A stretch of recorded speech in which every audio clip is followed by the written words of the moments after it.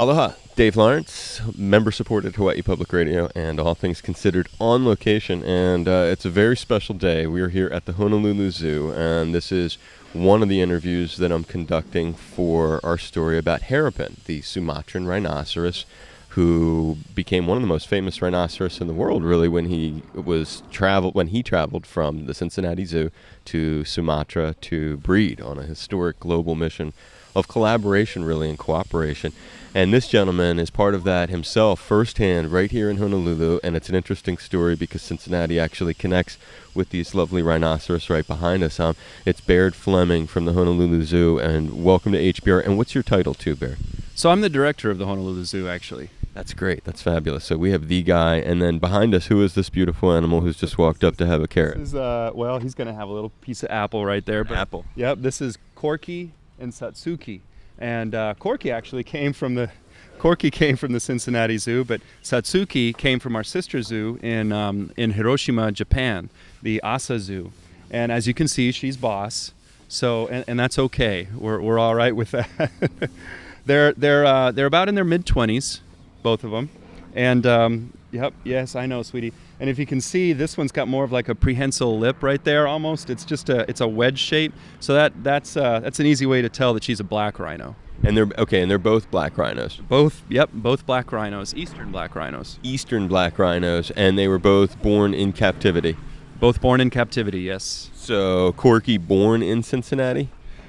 I believe Corky was born in Cincinnati. Yep. Yeah, at least originated from there before here. And then, I'm sorry, her name again, I'm going to try to remember. Satsuki. Satsuki, and with a T, T-S-A-T-S-K-U? It's actually S. Okay. S-A-T, Satsuki. Okay, Satsuki. Okay. And spell her name one more time? And she's not really a bottomless pit. She just looks like it. So there are carrots in there, too. So it's carrots and apple. There are, yep. Are those their favorite treats? They're one of the favorite treats, yes, absolutely. They have more... oh, she didn't like that kiss. Did you see that? Will she vocalize? Probably not with me. She will with her keepers. And if you notice, you see how you just did that little kissy sound and she jumped back? They're very, very sound sensitive. Okay, so rhinos... No kissy sound? Well, it's not so much that, but rhinos have very good hearing. I've read that. Eyesight. And not so much on the eyesight, but excellent hearing and smell good too. Very good. Yep. And so that's kind of those are their the keenest senses that they have that kind of help protect them from any potential disasters. And they get fed. How many times a day are these guys fed? These guys get fed twice a day. They don't usually get carrots and apples, though. This is a really special treat for them. Yes, I know, sweetie. Hi, look at that maw right there. She's so pretty and very gentle, it seems. They're very beautiful animals. She is gentle, but rhinos in general, and I say this is an extreme generalization because every individual is an individual, right? But they can be pretty aggressive. Once they get afraid of something, they will attack. So, and there's a lot of old stories and stuff from South Africa about blacks in particular, the black rhinos, attacking wagon trains and stuff like that they just got spooked. Hi, sweetie. How are you? She looks so friendly. She's so pretty. Yeah, and one of the unfortunate things right now is that horn right there is so sought after in areas in the Eastern Hemisphere that it's become an unfortunate burden for them. And that horn, if you can, talk about the rhino horn, explain how it really has no medicinal or other health value. The folks in Cincinnati said it's sort of like a fingernail. That's right. It's mainly made up of keratin. So it's the same thing as our fingernails. The great thing is that it regenerates, it regrows. If you see, hers is kind of honed down to a short little stubby one.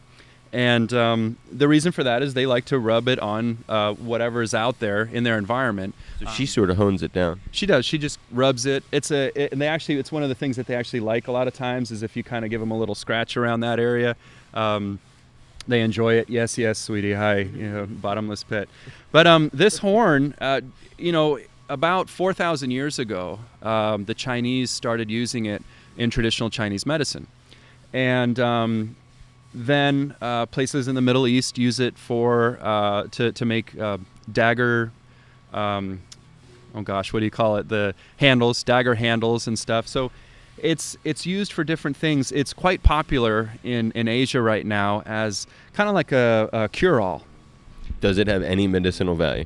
Not that we know of. No, we cannot. They've done many studies about it and have come up with nothing. And so they'll kill a rhinoceros and just leave the rest of it and just take this one little thing off of it, and basically that will cost the animal its life. That will cost the animal its life, yes. And like I said, it's very unfortunate because the horn will regenerate. And so if we had how do I put this? If we had more conscientious poachers out there, they could just take the horn. They could just take the horn and leave the poor rhino alone. It would be, at least we'd be saving the rhino. But unfortunately, when you have places in, for example, Mozambique, Africa, where the daily wage is less than $1 a day, if you have something that is worth as much as that is, which, 1 kilo of rhino horn is worth tens of thousands of dollars. So you're not talking about an annual salary for one person. You're talking about an annual salary for a village if you can bring back a whole rhino horn. So we're fighting economics here. Yeah, it seems like it's a real troubling thing. You have a lot of knowledge about it. How long have you worked with rhinoceros, and what different kinds? Well, I actually went on a trip to South Africa a couple years ago because of the rhino problem. I was very concerned about the issues that they were facing in regards to their horn, the poaching dilemmas that these guys were going through. Early 2000, we were having less than a dozen poaching incidents or deaths a year from poaching. Later on, in the late 2008, 2009, we started hitting triple digits, and now we're up to about 1,000 a year, and that's a horrible crime when you're talking about an animal that we don't even have. For the blacks, we estimate somewhere around 6,000 to 8,000 out there in the wild. For the white rhinos, we're thinking anywhere from maybe 15 to 25, and it's hard to get a really solid number. People usually say 20, 22, but and then you start talking about the Sumatran and even the Javan rhino, and now you're talking about less than 100. Right, yeah, the Harapan, that's what they say. There's 100 of them, and only a very small number in captivity, and none on public display anymore either. He was sort of the last one that the public got to see. He was very fuzzy. This rhino, not fuzzy, but has extraordinarily adorable fuzzy ears. Can you talk a little bit about what makes each of these sort of different from each other? Sure, and the largest mammal ever in history, land mammal, I should say, was of the rhino family. It stood about 30 feet tall. And so when you think about a 30, now it didn't look much like a rhino, but it was in the same family. These guys have really, there's been many, many varieties over the years. There's been woolly rhinos. And right now, still to this date, we have the Javan, the Sumatran, the whites, and the blacks. And there's different subspecies of those. These guys, as I was mentioning earlier, these guys have a wedge-shaped upper lip. And they're browse feeders, so they like to eat leaves off of trees and stuff, not just apples. And so, yeah, I see you, sweetie. So these guys are easily distinguished from their cousins that they live in the same environment with, which are the white rhinos. And the white rhinos have a very broad mouth. It's very flat, very broad, and it's made for trimming grass. So they're grass-eating machines. Grazers. They're grazers. That's correct. Yeah. So these guys get anywhere from 25 to 3,000 pounds, 25 to 3,500 pounds. The whites get around 4,000 to 6,000 pounds. Then you have the bigger ones in India, the one-horned rhinos, the single-horned rhinos, and those guys, the Indian rhinos, are anywhere from 6,000 to 8,000. And then you have the Sumatran and the Javan rhinos, and those guys they're very, very different creatures. They're a little more streamlined. They're a lot lower. They're deep jungle animals. Yeah, they have fur. These guys, look, you can practically braid that ear hair. That's something you won't really see as prevalent in the white rhinos. But there's a lot of variation between them. And there's even subcategories. For example, years ago, yes, I see you, sweetie. Oh, my goodness. She is the most precious creature. She is a fun one. She's so hard not to blow kisses to. Yeah, I know. But that time she didn't mind so much, so she learns quickly. In South Africa, they used to have it was a northern variety and a southern variety, and the northern variety had the middle horn, or the back horn, was much longer than the front horn, and that has since died out. And actually, right now we're seeing the very end of a species in Africa, and that's the northern white rhino. Sudan, the last male. That's correct. Yes, and places like the San Diego Zoo are going to extraordinary lengths to try to make sure that we don't lose that species forever. When we talk about other zoos, how is the isolation in Honolulu? Does it make collaborating? Because this is the Harapan story is truly an amazing collaboration, not unlike the one you're talking about though with San Diego, because they came from South Africa to San Diego in the Harapan story. He comes from Cincinnati to Indonesia. Here you are in Honolulu. When it comes to collaborating with other programs, is there an impediment because we're in an island area, or is that not such a factor? It's always a factor. I mean, we're the most geographically isolated, populated landmass on the planet. So when you look at us on Google Earth, yeah, we're in the middle of the giant puddle. So it doesn't make it easy. But as we mentioned, hey, we got this young lady here from Japan, and that young man over there is from Cincinnati. So we make it work. And that's the story behind, in particular, AZA accredited zoos. The AZA accredited zoos were really all about conservation. We're all about saving wild things and wild places, and we go to extraordinary lengths to make sure that we do what we're supposed to with these guys. And that what we're supposed to leads me to is there a breeding mission in place here? What is it, besides being ambassadors for their people and a tool for education? Are they a tool for breeding? What is the program when it comes to trying to get these two fine animals to have offspring? Well, they're definitely in what we call the species survival plan. Actually, just recently, I believe they were that particular plan was taken off the books. But these guys, we want them to breed. Unfortunately, that's something they have to do on their own. You know, we encourage it, but there's not much we can do in the way of encouraging that kind of stuff. So they've been seen mating many times, but we just haven't had a successful pregnancy yet. Okay, so they're sort of on their own to do it. Was it different, I guess, in other cities they're more aggressively trying to mate it, and that's an aspect of their program, if you will? Absolutely. Places like Cincinnati that have done artificial insemination and things like that. A lot of zoos try AI.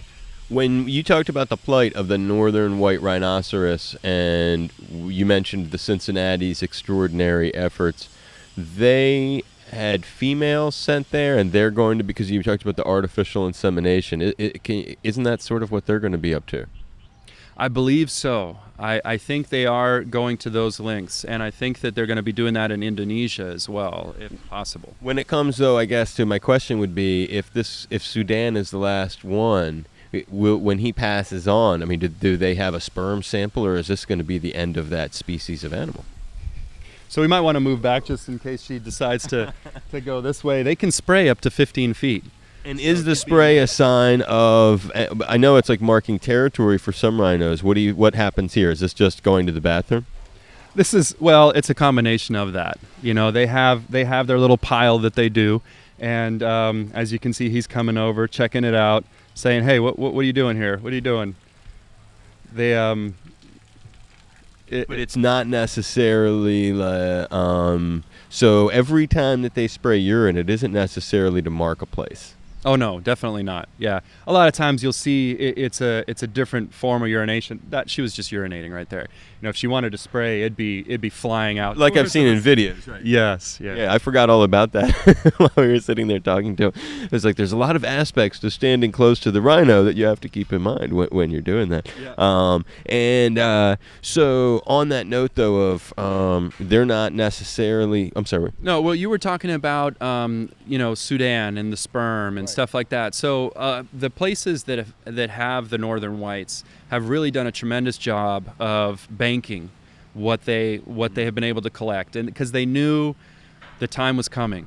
So when he might pass. Yes, and so they were banking it up. But to a certain degree, what they're also trying is a little more Jurassic World-ish, if you will. There's a lot of genetic manipulation going into play right now. They're trying to see, how can I make a sperm swim better? How can I make it a more effective sperm? How can I make it a more effective egg? How can I make this happen so that we can potentially bring this species back from extinction?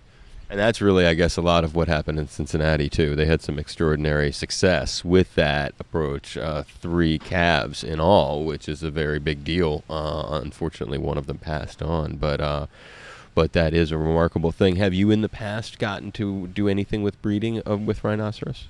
Yes, not at this facility, though. Yeah. What can you share a little bit of what you got to do? Well, it was just mostly it was when on my trip to South Africa, I got to go to a farm there. This one individual, it's a private farm. He has over 1,000 rhinos on a ranch, and the breeding that he has going on there is just incredible. I mean, he's got it down to a science, though.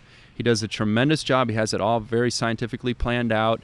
And it's almost, he runs it like a farm, where, okay, this individual paired with that one, this one had a baby. I'm going to separate this one with its baby so that it can be away from any possible aggressors and things like that. And it's an incredible setup. And it's probably one of the few places where you can go nowadays and you can literally, I have photos of over 100 rhinos in a single shot. That's an incredible, and these are black rhino. These are actually white rhino. White rhino, wow! And he's got 1,000 on a private property. Yeah, when you see the baby rhinoceros, I think that's one of the things that just you realize, man, this is not the animal I thought it was. It's a very sweet and endearing creature. Oh, absolutely. These guys, I remember I had a white rhinoceros I was taking care of over in Texas, and at times he would act like a little puppy dog, all fours off the ground, jumping around, spinning. I mean, they can be very charismatic. That's a great word. I found that's the word. I thought just the photographs of Harapan. When you look in his little face, it's hard not to fall in love with him, and it really I don't know. It's hard to describe. It's on a spiritual level. When all it takes is the photo too. That's the beautiful thing. There's something more when you don't even need to necessarily be with him. You can just look at his pretty face. The rhinos here. When these two, is this what began the rhinos in Honolulu, or when did rhinos begin in the city? Rhinos began a while ago. Actually, just recently when Obama was walking through the zoo, he asked about one of his favorites, Kruger, who was a white rhino that was here for many years in Honolulu, and he was brought here when he was just a little guy, and such a sweetheart. He was very, very charismatic himself. He was very approachable. He'd come right up, and you could feed him easily, even better than these guys. And apparently, that was one of President Obama's favorites. So there were whites, and then these two blacks. Yep, and then these blacks. We're actually hoping to acquire another white rhino, and really, what we'd like to try to do is see if we can go about getting potentially an orphan from South Africa, where we can bring it in and really tell the story about what's going on. Because here in Hawaii, we're in a really terrific spot. We have a lot of Asian visitors, and the main commercialization or the main industry for the horn is in Asia. So we want to try to do our best to get out and reach those people that are visiting us, and see what we can do to try to help stem the tide of this rhino horn trading. What you're saying is because of the unique demographics of the visitors to Honolulu that seem to match the consumption of the rhino horns, you can play a vital role in using these rhinoceros and Honolulu Zoo really to try to be public information officers on behalf of the rhino. That's exactly right. I think out of probably the entire U.S., the Honolulu is almost unique in its geographic location, its demographics as far as the visitors that come here, and our ability to reach the correct demographic, the one that we really need to be reaching when it comes to something like the rhino horn trade.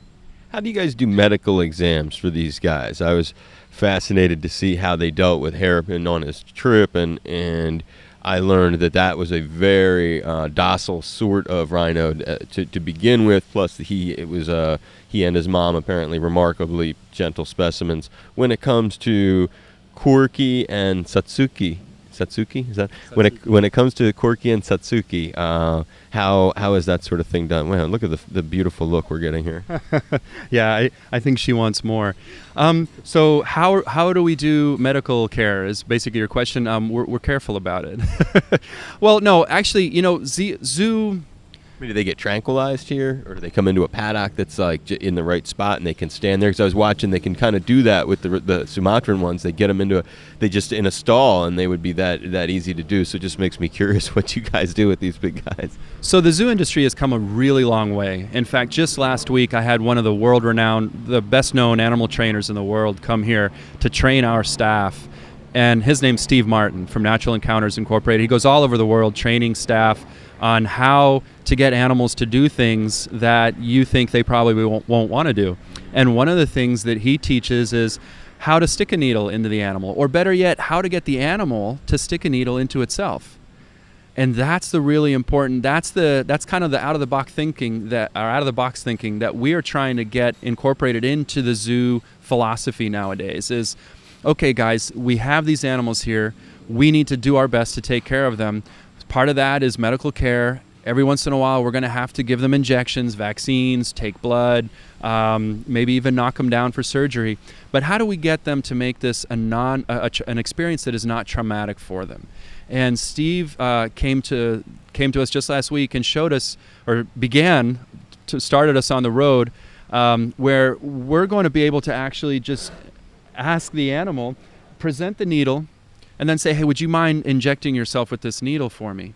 And he's had tremendous success in other areas. So whereas before we used to dart animals, we still have to dart, especially in emergency situations, but we don't want to be there. We want to try to get them to do it on their own, make it be their choice. They back into it or something like that? That's right, they back into it. It's all a welfare issue. And for us, we figure, hey, if we're going to have animals in captivity, we need to keep welfare at the top priority. Yeah, no, I mean, it seems like it, especially, and when it comes to their diet in particular, that would be, I would imagine, the most, kind of like people, and there's a huge awakening these days with eating healthier food and the impact that what you put in you, it does have a long-term impact, short-term impact, can affect your psychology, your mentality, as well as your physicality. And so on their level, can you describe, we talked about its browse is the word, and what is done to ensure that their diet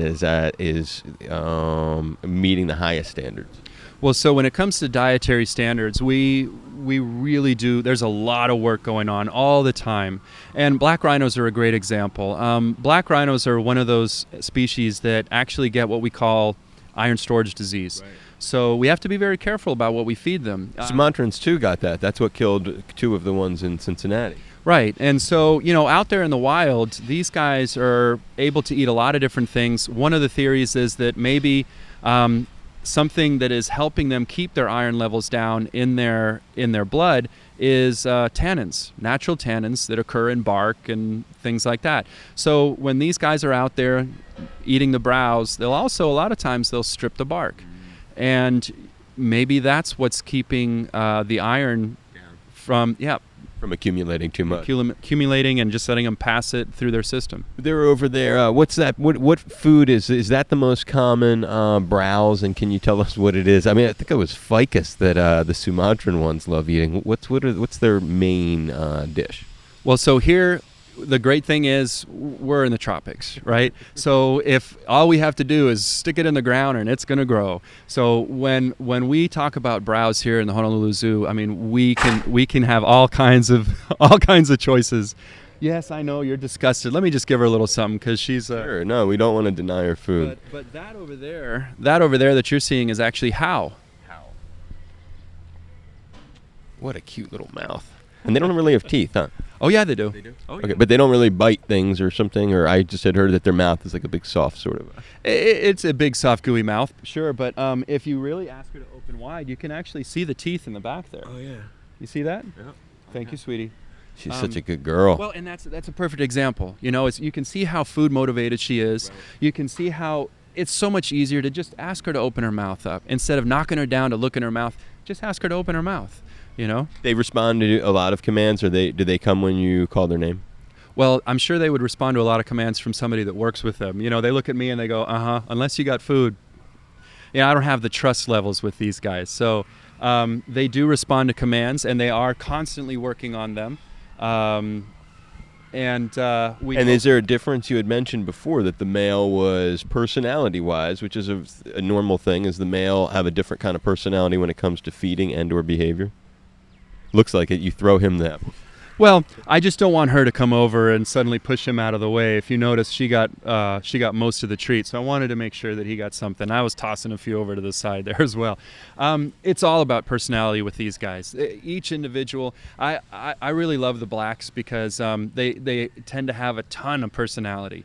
I like the Sumatrans as well. I had an opportunity to meet one several years ago in Florida, actually at the White Oak Conservation Center in Yulee, Florida. That's where Harapan lived too. That's right. That's where. So they have another one there. No, that was him, I think, and they shipped him over. Yeah. Wow. So you got to meet the world's most famous rhinoceros. Yeah, it was a while ago. That's neat. Yeah, and his brother. I mean, but he did live there, White Oak. What's that place all about? That place was started by it's a private facility started by a paper tycoon, quote unquote, and it was actually the first facility. Along with the Bass Family Ranch to import black rhinos into the United States back in the mid-'80s. It's about 2,500 acres, and I really believe it's one of the top conservation facilities out there. Everyone says that, and that's one of the points about the whole piece, really. It's this huge collaborative effort that is often done. It's a wealthy person who just wants to do right is what you've basically, because I've heard such good things about this place. I'm curious, what is that? Is that a zoo? Is that the White Oak is what I'm referring to. And sort of the whole story comes down to people all over the world kind of just doing right by the animals, putting them first. It was like my question was, Baird, I was thinking, well, who picked up the tab to ship Harapan? And they said, we did. Yeah, and that's, if you notice, one of the things that we just did is when you come to the Honolulu Zoo, we put out a big sign. It says, why AZA? So why are we in the AZA? Well, we're in the AZA because AZA institutions, there's about 230 of them, on an annual basis, we contribute roughly anywhere from 150 to 160 million dollars a year to conservation, and that's just conservation.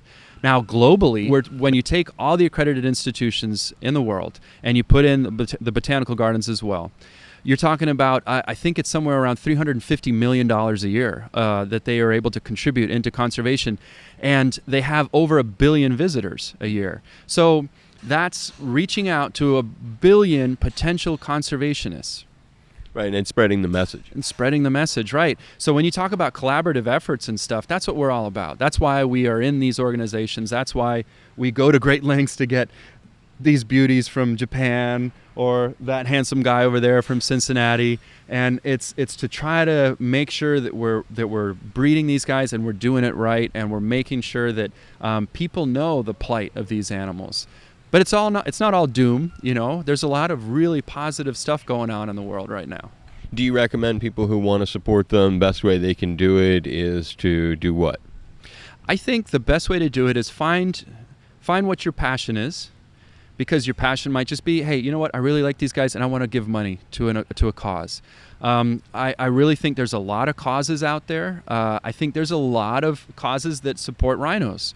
But for example, what we do is we asked that same question, actually. The Honolulu Zoo kind of took a step back and said, wait a minute, we say we're all about conservation, but how are we focusing our conservation? What are we gauging our successes on? And we decided, okay, we need somebody to help guide us. What's the benchmark for success?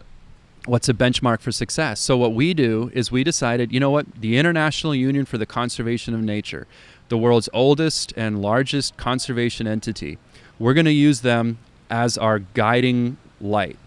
They're going to dictate, okay, guys, this is, if you're interested in, let's say, amphibians from Southeast Asia, okay, this is our top priority, conservation priority for amphibians in Southeast Asia. Great, that's what the Honolulu Zoo is going to focus on. And we started doing that. The IUCN World Congress is going to be here next year, first time in the United States, largest conservation event in the world, and it's going to be right downtown. Wow, here at the convention center. Right here at the convention center. And so the Honolulu Zoo, it's really great timing for us. We're really stepping in hard into this conservation realm, and we're all about that now. That's what our main goal is. Have you guys, I remember the elephant exhibit had made news a few years ago and made a list of some sort of, was for lack of space or for whatever the reasoning was, there was an animal rights group that was not happy with the elephant exhibit. Has that been addressed? Yes, it has. Yep. We now have, they're in a new facility. We have two young ladies from India. And actually just this week, if you go by and take a peek, you'll notice there's 2 new umbrella shades that we just put up. Thanks to our support organization, the Zoo Society, we were able to buy 2 32-foot wide umbrella structures that are now able to provide shade for our ladies during the hot summer months. Benefactors locally, can people who want to just support the animals, just by, if they watch this, they listen to the story and they want to reach out and try to support you guys, can people do that to enhance the exhibits and enhance the well-being of the creatures? And say to you, hey, we want to help. Where do you need stuff? We have assets. We'll put it to work for you. Yeah, and that's what we would really, really appreciate. Partnerships, absolutely, partnerships. And so when somebody says, hey, I really love animals, that's why we're AZA, because AZA says that by being AZA, you're guaranteed that we're a credible source. Now, if you say, okay, I really love animals, I really want to give to the animals, you can always give to our support organization, the Zoo Society, but make sure you tell them, I want it to go to this. You can do that. You can restrict it. You can say, I have $10,000. I really love rhinos. I want it to go to your rhino conservation program, or I want it to go to your rhino welfare program. You know, you can restrict those monies, and then it'll go right to that area. And that's one of the things. That's one of the reasons we had Steve Martin here, is because it's all about animal welfare now too. You know, conserving the species, making sure that the ones that are in captivity are as happy as we can make them. What is the biggest, as we wrap it up, one of the things I have been so profoundly moved by, and I learned from you and others in talking, that each rhino species is different, and much like each animal is also different. So you can have a particularly mellow animal in a species that isn't known for being that, or you can have a species that's mellow and have a very, very mellow rhino in that, and it could maybe disarm you to think, oh, this is when it comes to Harapan, for example, he's said to be lovable, very sweet, very gentle, very docile, not at all ferocious, doesn't really get, he sometimes gets agitated, but he's never, he doesn't charge, that sort of behavior. You mentioned these guys. When we think about these two, what would you say greatest misconceptions, and also kind of describe their behavior in terms of, if people think they're a ferocious, dangerous animal, what would you say? Oh, no, absolutely not. These guys are not a ferocious, dangerous animal. They are a dangerous animal, but that's mostly because people don't tend to understand them and they can't read them. So if you know them and you can read them, then suddenly the danger goes away. Look at all these people jumping in with great white sharks nowadays. It's knowing your animal, knowing the species, knowing what to look for, and respect. You gotta respect them. Any wild animal deserves respect. You grew up in Honduras. You were around animals right from the time you were a little boy, I'm imagining. Right when I had my first river otter when I was 8 years old. You had a river otter. Yep, she was a little orphaned river otter, all alone. But that's my story. That's my defining moment. Is I can remember walking past this farmer, and he had an orange sack, and this orange sack was wiggling around, and I was with my dad. I said, Dad, what's in that sack? And so we went over, and there's this little baby otter in this sack, and we said, what happened? Well, this guy had found the mother and killed the mother, and then had these babies. He didn't know what to do with it. And so we actually were able to confiscate the baby. We raised it, and that thing was the sweetest, smartest pet I've ever had. And I hate to call her a pet. What was her name? She was a family member, actually. Of course. What's her name? Well, I was 8, so her name was Audie. That's beautiful, though, dude. I mean, that says everything about why you would have devoted your life to animals. Well, exactly, and I'm exactly like you, where my first gut reaction when I see somebody in one of the extremes is I go like that. But you got to realize the only way to change somebody, to truly change them, is to embrace them, bring them in, and said, you're smart, and try to show them things from your perspective. I love that. I love that. One final question, because we mentioned it briefly, the origins of these creatures, because I never asked the other cats this either. I hear rhinoceros when I say it. I love saying it. It's a fun word to say, rhinoceros. And when I say it, and I think of, you mentioned Jurassic World-ish things, and I think dinosaurs, are they, to me, they just seem like almost like a bridge to the dinosaur in some way. Well, they certainly do look like a throwback, don't they? Yeah, they really, they don't seem to go with what we have nowadays. And it's sad because, you know, they're a remnant of the age of megavertebrates, you know, and it's sadly we're at the very tail end of that age. I think we're starting to really lose them all. You look at the plight of these any big animal, whether it be elephants, rhinos, things of that nature, bears even, you know, large bears. It's hard to keep these guys moving forward and successful. Just mainly one of the biggest things is their size. And so they're not really like a connection to the dinosaur, really. They're just a big animal that looks sort of like a dinosaur and has a name that sounds like something saurus. That is correct. Yes, they are completely separate from the dinosaurs. Yeah, that's cool. It's just to see that's what I mean. I have to come to experts like you. It's Baird Fleming. He's the director of the zoo. He's been the Honolulu Zoo, and he's been so kind today to show us Satsuki and Corky. Man, that's a hard one. I should have written her name down, and forgive me, all rhino fans, for not having her name right. Satsuki and Corky. And just thank you very, very much. Really, really appreciate it. And on behalf of all the people like me who love the animals and who are not right in the trenches doing it, know that there are a lot of people who really respect you and say thanks for doing it. Well, thank you for coming out. And all I can say is, hey, support your local AZA zoo or aquarium, and you're going to be doing a lot.